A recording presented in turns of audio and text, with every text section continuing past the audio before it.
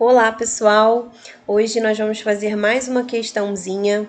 Essa questão é a questão 19 da lista 3 da apostila de medicina. É uma questão da UFJF do ano de 2011. Então vamos lá. Sabe-se que compostos constituídos por elementos do mesmo grupo na tabela periódica possuem algumas propriedades químicas semelhantes. Entretanto, a água é líquida em condições normais de temperatura e pressão.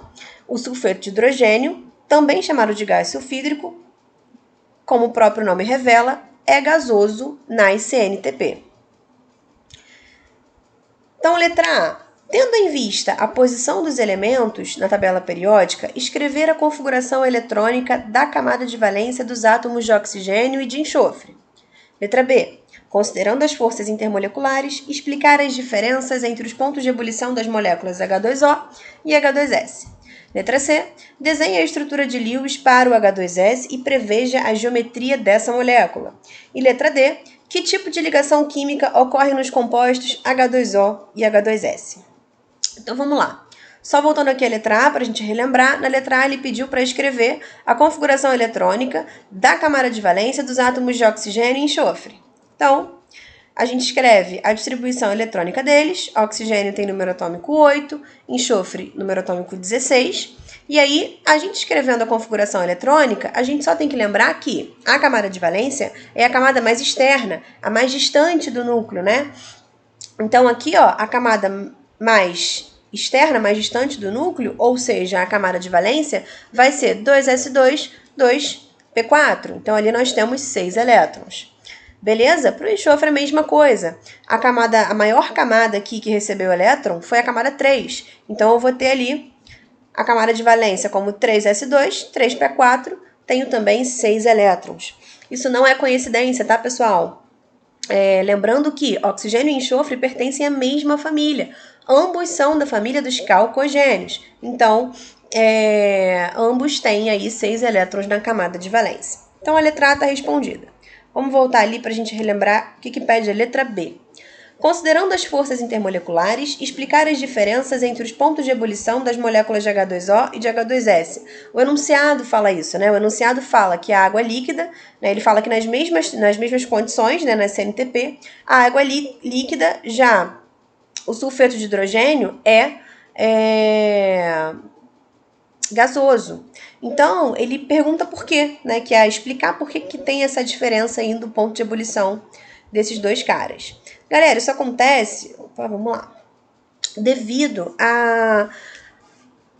às forças, né, às interações intermoleculares das duas moléculas. O que acontece é o seguinte, ambas fazem ligações polares intensas, né? Ambas são moléculas polares. A diferença é que na molécula de água eu vou ter uma interação muito forte, que é a interação de ligação de hidrogênio. Mas que interação é essa? Para a gente poder relembrar. É quando o hidrogênio está ligado a flúor ou oxigênio ou nitrogênio. Então, quando está ligado ao FON. Então, quando eu tenho hidrogênio ligado ao FON, eu tenho ali interação do tipo ligação de hidrogênio. Essa interação é muito forte e faz com que o ponto que haja essa diferença, né, do ponto de ebulição da água, que tem interação de hidrogênio, e do ácido sulfídrico ali que não tem, do H2S. Beleza? Então, essa é a explicação para que a água tenha um ponto de ebulição maior do que do H2S.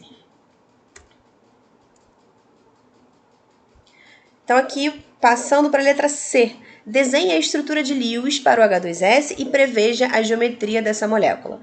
Galera, vocês têm que lembrar que estrutura de Lewis, eu tenho que escrever os elétrons da camada de valência de todos os envolvidos na molécula. Então, na molécula de H2S, eu tenho 2 hidrogênios e o enxofre, que é o átomo central.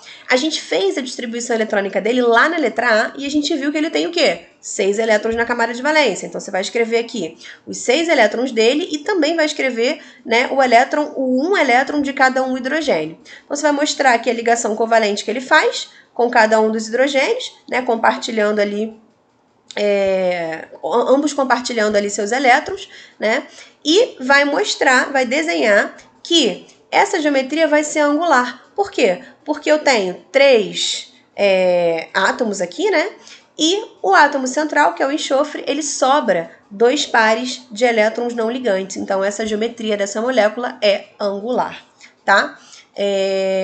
Na letra D, ele pede para que você classifique o tipo de ligação entre as moléculas. Deixa eu voltar aqui para vocês verem. Peraí. Ó, que tipo de ligação química ocorre nos compostos H2O e H2S? Muito fácil.